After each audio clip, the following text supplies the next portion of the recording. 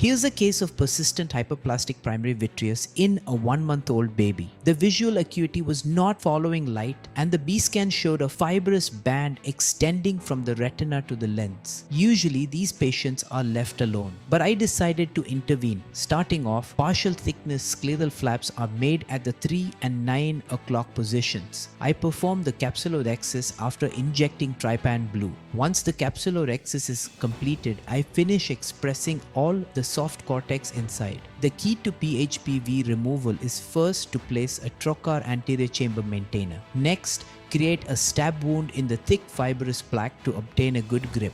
Once a firm hold is achieved, open the thick plaque.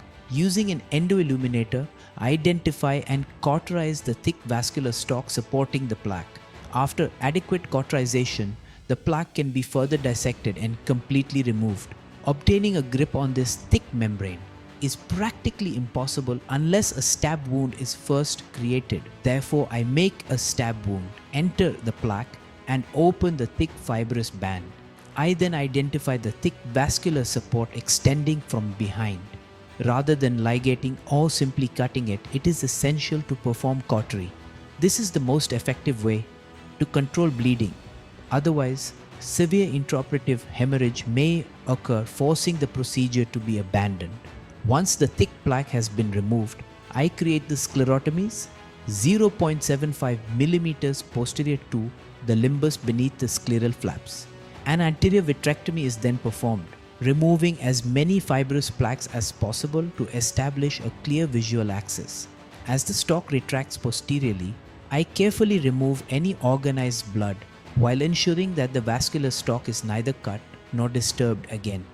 A meticulous anterior vitrectomy is then completed, removing any remaining fibrous bands whenever possible. Once a clean posterior chamber has been established, a glued intraocular lens is implanted. The leading haptic is externalized first, followed by externalization of the trailing haptic using the handshake technique. After both haptics have been externalized, the main incision is closed with sutures, and the haptic are tucked into the Gabor-Chariot tunnels as demonstrated.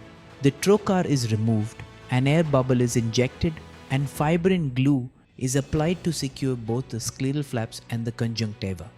This completes the procedure and provides a safe surgery with rapid post-operative recovery for the patient. Thank you very much.